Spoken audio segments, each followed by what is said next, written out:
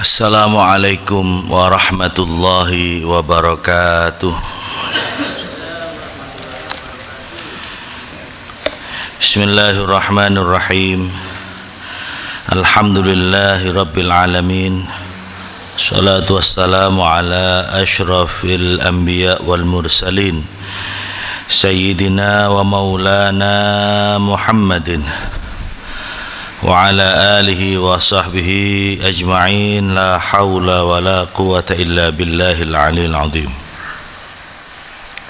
Subhanaka la ilma lana illa ma 'allamtana innaka antal alimul hakim. Rabbi shrah li sadri wa yassir li amri wahlul 'uqdatam min lisani yafqahu qawli. Rabbi zidna ilma warzuqna fahma wahdina siratal mustaqim warzuqna fahman nabiyyin wa hifdzal mursalin wa ilhamil malaikatil muqarrabin waftah lana futuhal arifin waftah bainana baina qaumina bil haqqi wa anta khairul fatihin. Amma ba'd. Hadaratul muhtaramin, para jamaah Masjid Jami' Al-Baitul Amin dan juga para pemirsa melalui channel YouTube Al-Baitul Amin, rahimani wa rahimakumullah. Mudah-mudahan kita semua senantiasa mendapatkan limpahan rahmat dan barokah dari Allah Subhanahu wa taala, diberikan kesehatan lahir dan batin, diberikan kekuatan iman dan takwa, istiqamah fil ibadah, dan mudah-mudahan kita semua bahagia dunia akhirat. Amin, Allahumma amin. Alhamdulillah, pagi ini Jum'ah pagi kita bisa ngaji kitab Riyadhus Shalihin, mengkaji sabda hadis-hadis baginda Nabi Muhammad sallallahu alaihi wasallam. Mudah-mudahan kita semua mendapatkan syafaat baginda Nabi Muhammad sallallahu alaihi wasallam biqauli, dengan memperbanyak membaca Allahumma salli ala sayyidina Muhammad wa ala ali sayyidina Muhammad. Melanjutkan pembacaan kitab Riyadhus Shalihin, bab yang menerangkan tentang al-islah bainan nas, mendamaikan di antara sesama manusia.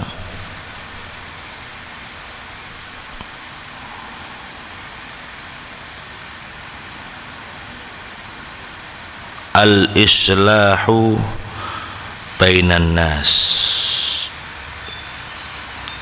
Hadis yang ke-254. Wa an Ummi Kulthum bint Uqbah bin Abi Mu'aid radhiyallahu anha qalat, dawuh sapa Ummi Kulsum, sami'tu Rasulullah sallallahu alaihi wasallam. Ummi Kulsum ini kalau tidak salah beliau termasuk salah seorang dari ummahatil mukminin, istri baginda Nabi. Ummi Kulsum berkata, aku mendengar Rasulullah bersabda, yaqulu, dawuh sapa Kanjeng Nabi, laisal kadzdzab alladzi yuslihu bainan nas. Laisal kadzdzab, bukan termasuk seorang pendusta, bukan termasuk seorang pembohong atau pendusta, alladzi yuslihu bainan nas, yaitu orang-orang yang mendamaikan di antara sesama manusia. Fayanmi khairan, dan dia menyampaikan kabar baik, au yaqulu khairan, atau mengucapkan kebaikan. muttafaqun alaih.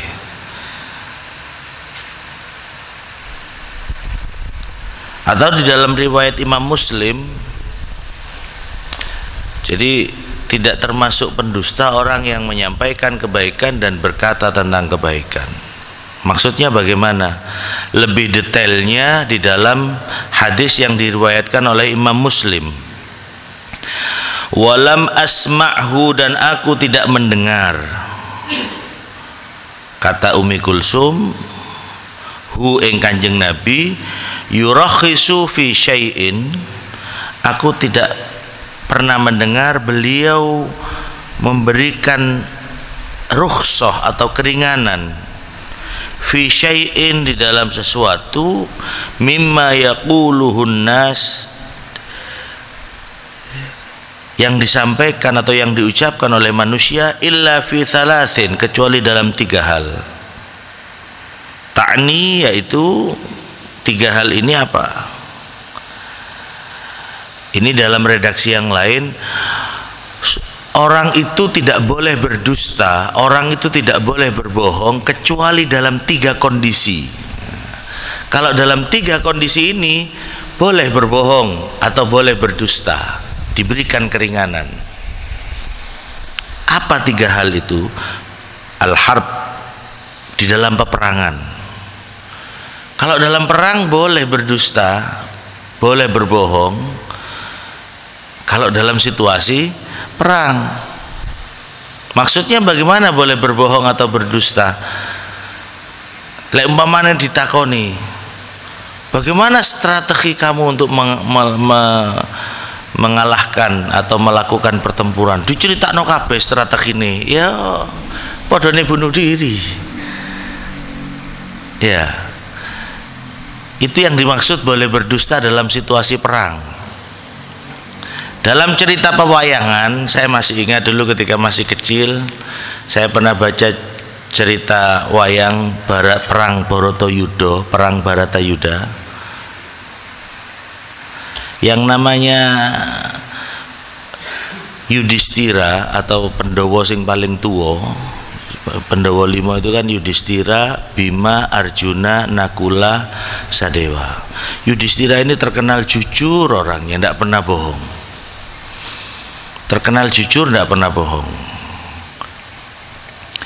Waktu itu ada seorang yang sakti dari kubu Kurawa, kalau tidak salah namanya Durna. Nah, ini sing tahu, sing mengikuti pernah seneng wayang ngerti niku. Durna. Nah, Durna itu sulit dikalahkan. Akhirnya pakai siasat Pandhawa ini. Siasat bagaimana? Durna ini punya anak namanya Aswatama kalau tidak salah. Nah, nama anaknya ini sama namanya dengan seekor gajah, namanya Aswatama. Jadi cara untuk mengalahkan Durna iki kudu dia harus mendengar berita yang mengejutkan, yang membuat dia kemudian kehilangan semangat hidup. Bagaimana? Beritakan kalau Aswatama itu meninggal, tapi yang dibunuh itu adalah Aswatama gajah. Jadi Aswatama gajah dibunuh, lalu kemudian disuarakan, Aswatama mati, Aswatama mati, Aswatama mati. Padahal sing mati niku Aswatama gajah. Maleling cerita wayang nih loh. Ya, nerangkan tentang ini boleh berdusta dalam peperangan.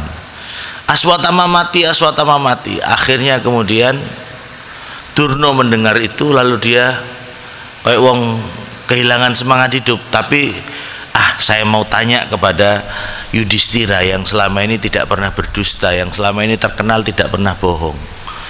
Tanya ke Yudhistira, apakah benar Aswatama mati? Yudhistira menjawab, iya benar. Cuman menjawab gitu saja Yudhistira. Begitu Yudhistira menjawab iya benar, sudah Durna kehilangan semangat hidup dan dia kemudian kayak orang pasrah gitu. Ya sudah, akhirnya terbunuhlah Durna. Lah padahal yang dimaksud Yudhistira itu iya benar, tapi ada kelanjutannya cuma tidak diucapkan di dalam hati. Yang mati adalah Aswatama gajah.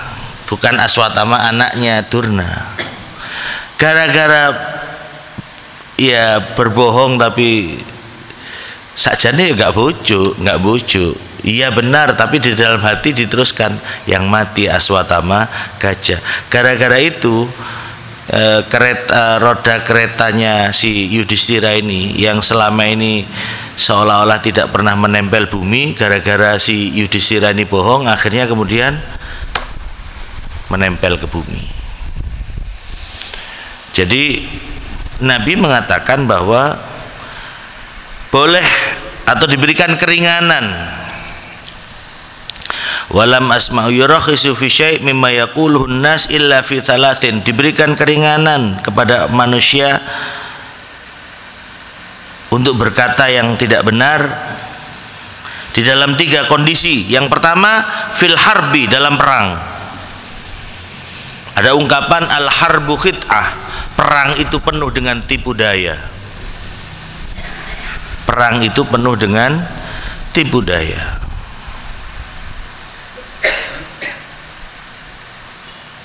Saya kemarin baca cerita bagaimana Mojopahit menaklukkan kerajaan Bali.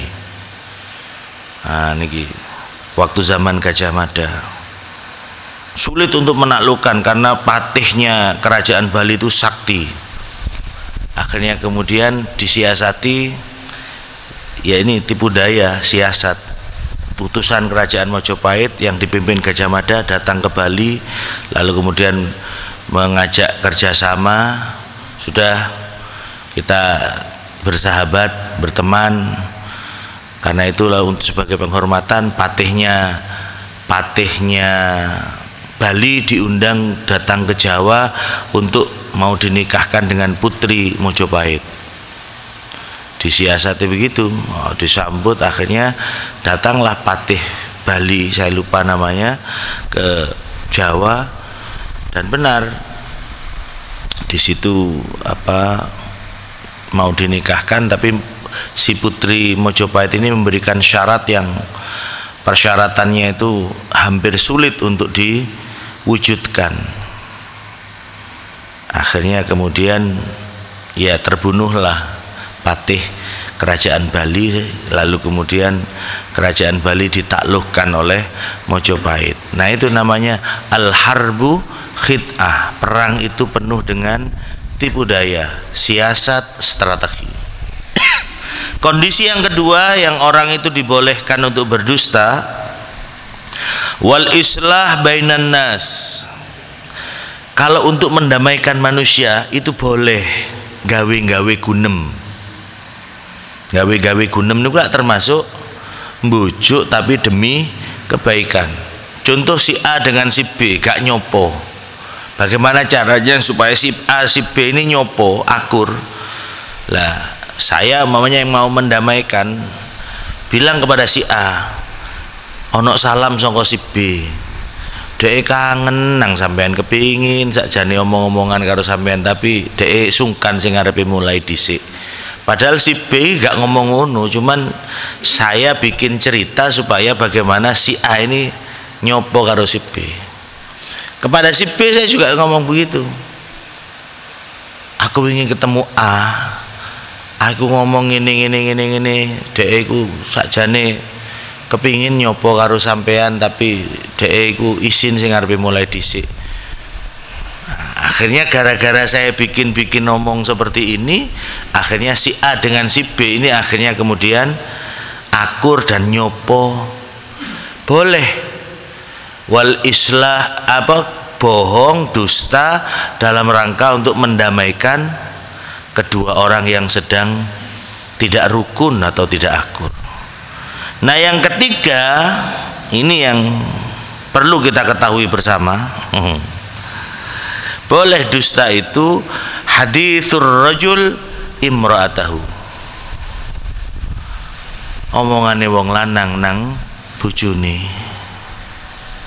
Wa hadithul mar'ah zaujaha, omongane wong wedok kepada suaminya. Untuk urusan suami istri boleh bohong tapi demi kebaikan. Umpamane sing wedok ngawekno kopi keliru ndak duwehi gula, tapi kowe keliru duwehi uyah diombe. Sakjane apa asin. Tapi kanggo nyenengno bojo sing wis gawekno kopi, ditakoni, "Ya apa Mas, enak kopine?" Enak. Enak tapi karo mercing. Mari ngono bojone nyoba kelambi. Terus takon nang sing lanang, "Ya apa Mas? Pantes aku gawe kelambi iki." Niku njahite wis angel-angel soro-soro niku. Lah lek wong lanang ngomong jujur, gak pantes, Dik. Sampean iya iku pantese waktu sampean sik kuru biyen pantes, lek saiki gak pantes sampean. Salah wonge wis lemu kok gawe klambi kembang-kembang. Lah lek wong lanang ngomong kejujuran kaya ngene, lara ati sing wedok niku nggih. Maka pantes salah. Masya Allah bojoku rek, cek ayune rek. Saking pantes Dek, ojo digawe nang jopo Dek, aku cemburu lek sampean gawe kelambiku nang jopo. Padahal gak pantes sakjane. Gawe nang jero omahe Dek, cek aku tok sing delok sampean. Lah itulah contoh bohong yang boleh dalam rangka menjaga hubungan keharmonisan suami istri. Wong wedok oleh goro duit blonjo karo sing lanang, ya Dik, duit blonjo. Krana bayaranku pancen cuman sakmene Dik, tak weno nang sampean kabeh. Bayaranku cuman 1 juta sak wulan, nyok gawe blonjo. Cukup Dik. Oh cukup. Pikir sing wedok gak ngerti ta rego larang saiki. Ya tapi ya itu dalam rangka wa hadithur rajul imra'atahu wa hadithul mar'ah zaujaha. Boleh bohong dalam urusan rumah tangga suami istri, tapi dalam rangka menjaga keharmonisan rumah tangga. Jangan disalah gunakan dong nggih. Oleh ngono oleh bujuk rabi maneh gak ngomong-ngomong nang sing wedok. Ya Mas sampean jarene rabi maneh, enggak jare sapa hoak. Ya, jadi kenapa hadis ini ditempatkan di bab islah bainan nas, ya karena yaitu tadi boleh bohong dalam rangka untuk mendamaikan orang yang sedang berseteru atau bertikai atau tukaran. Termasuk boleh bohong ketika kita dalam situasi perang, dan boleh bohong dalam menjaga hubungan keharmonisan suami istri.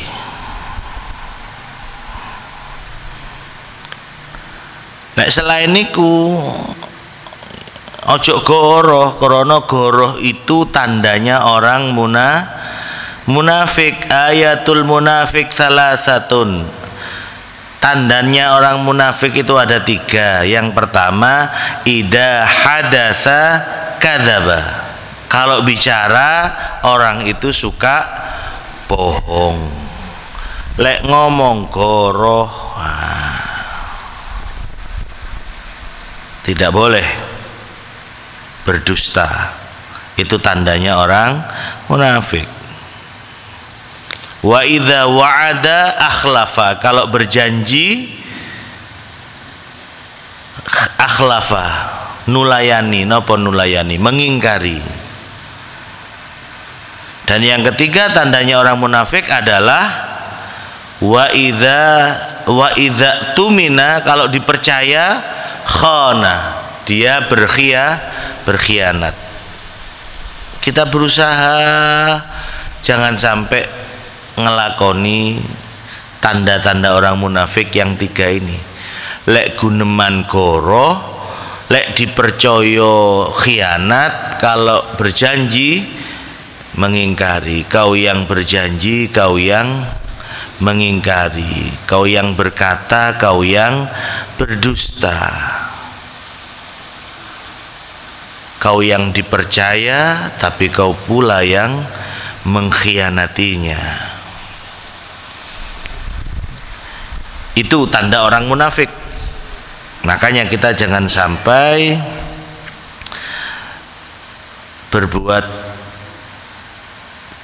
melakukan salah satu aja jangan, apalagi salah tiga. Akhirnya jadi jenenge kutho, jenenge Solo tiga, itu dari kata salah tiga, salah telu.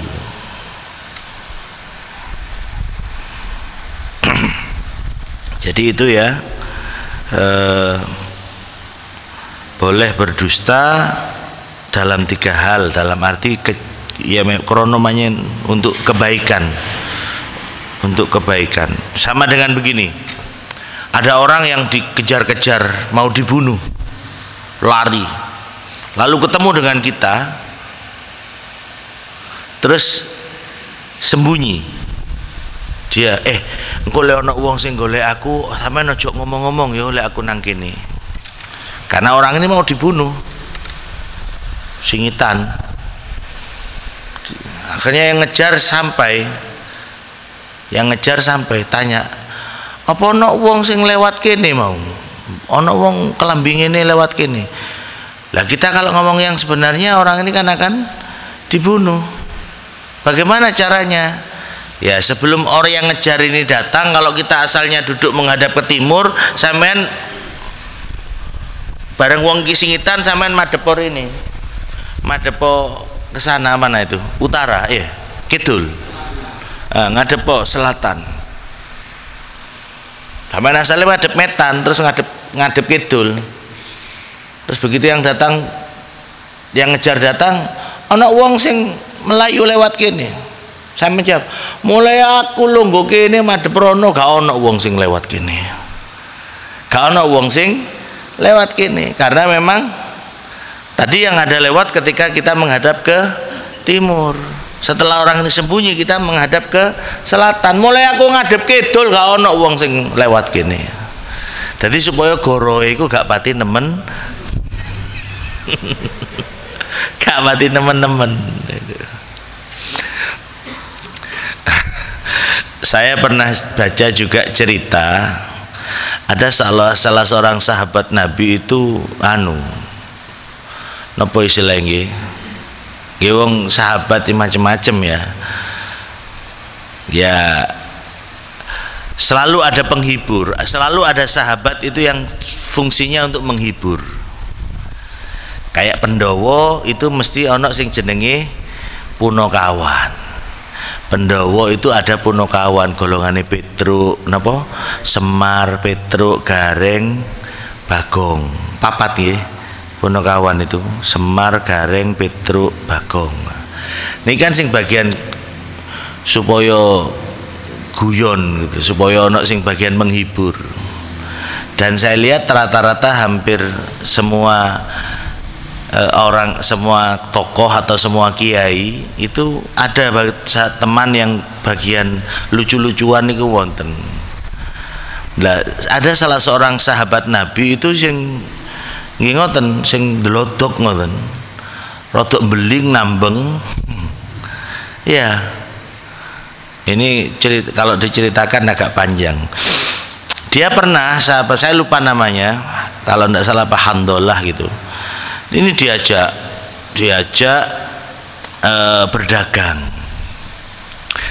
berdagang oleh salah seorang sahabat, diajak berdagang, lalu kemudian ya aku mau tepak sing sahabat iki pergi kemana gitu, terus dagangannya iki didol kabeh dengan harga yang murah, diobral. Lu jenenge dagangan diobral ya mesti lakunya. Bareng teko sahabatnya, lu nang di barang dagangan, oh payu kabeh, alhamdulillah payu kabeh. Lho, payu kabeh endi duweke? Ya iki duweke. Lho kok cuman sampeyan lho, jarene aku dikongkon dodolan supaya cepet payu. Cepet payu tapi diobral yo, waduh. Tuh. Lalu kemudian pernah suatu ketika Kanjeng Nabi ketekan dayo tamu yang bawa onta. Lalu kemudian oleh sahabat-sahabat yang lain krono biasa guyonan, iki unta iki lek dibeleh enak iki digawe sate-satean. Lah akhirnya kemudian sama sahabat Handolah iki disembelih temenan iku. Untane tamune Kanjeng Nabi dibeleh temenan. Digawe sate-satean temenan. Akhirnya mari ngono terus. Ya apa iki bareng ngono wedi ketemu Kanjeng Nabi belayu Handolah singitan. Ana sumur mlebu nang jero sumur. Pesen engko lek aku digoleki Kanjeng Nabi waran gak ono ya. Akhirnya begitu Kanjeng Nabi datang, mana Handolah? Jare sahabat, mboten wonten Kanjeng Nabi tapi tangane karo nduding menisor ngene. Mboten wonten Kanjeng Nabi tapi tangane karo menunjukkan di mana posisi Handolah. Nah, itu kaitannya dengan cerita ini tentang hadis ini bahwa orang itu boleh berbohong untuk mendamaikan orang lain dalam situasi peperangan dan dalam rangka menjaga keharmonisan suami istri. Tapi yang terpenting adalah hadis ini menerangkan tentang perlunya dan pentingnya kita menjadi orang yang mendamaikan orang lain. Jangan justru menjadi orang yang membuat orang lain bertengkar gara-gara kita. Jangan justru jadi provokator. Sampean wingi dirasani, jarine sampean iku ngene. Padahal gak dirasani padahal. Sebaliknya, yo sampean iku lho. Dielek-elek karo kanca sampean iku. Akhirnya gara-gara kita ini bohong tapi yang membuat orang menjadi bertengkar. Jangankan dia tidak ngomong seperti itu, dia ngomong pun kalau memang itu membuat orang lain itu akan menjadi bertengkar, tukaran, lebih baik kita ndak usah cerita.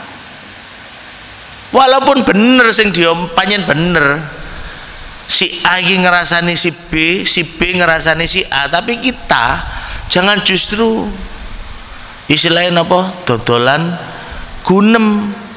Ojo justru dodolan gunem, omongan wetan digawa ngulon, omongan ngulon digawa ngetan. Ini loh, kadang-kadang ada di antara kita orang-orang yang memang senengnya begitu. Karena apa? Ketika ada orang sedang bertengkar, dia akan mendapatkan keuntungan. Niki sing dalam ungkapan bahasa Arab disebut ar-rizq indal ghadab. Dia dapat rezeki lek ono wong tukaran. Naudzubillah min dzalik. Nun sewu, ada profesi yang kalau orang itu bersengketa dia mendapatkan keuntungan. Contohnya napa? Nun sewu, contohnya nun sewu pengacara. Pengacara itu lek ana wong sengketa tanah, dhek seneng. Karena apa? Karena ketika ada orang bersengketa, dia mendapatkan keuntungan. Nah, makanya niatnya sing kudu ditoto. Ojo sampai niate jarno sak duluran iki engko sengketa warisan, lek padha-padha sengketa warisan akhirnya minta tolong kepada seorang pengacara atau penasihat hukum. Mudah-mudahan kita dijauhkan dari orang-orang yang senang melihat orang lain bertikai. Mudah-mudahan kita bisa menjadi juru damai yang bisa mendamaikan di antara sesama manusia. Amin Allahumma amin. Wallahu a'lam bishawab. Al-Fatihah. Bismillahirrahmanirrahim. Ar-Rahmanir-Rahim. Maliki yaumiddin. Ghairil maghdubi 'alaihim waladdallin. Rabbi firli wa li.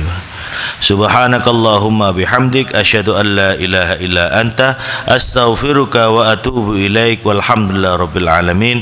Assalamualaikum warahmatullahi wabarakatuh.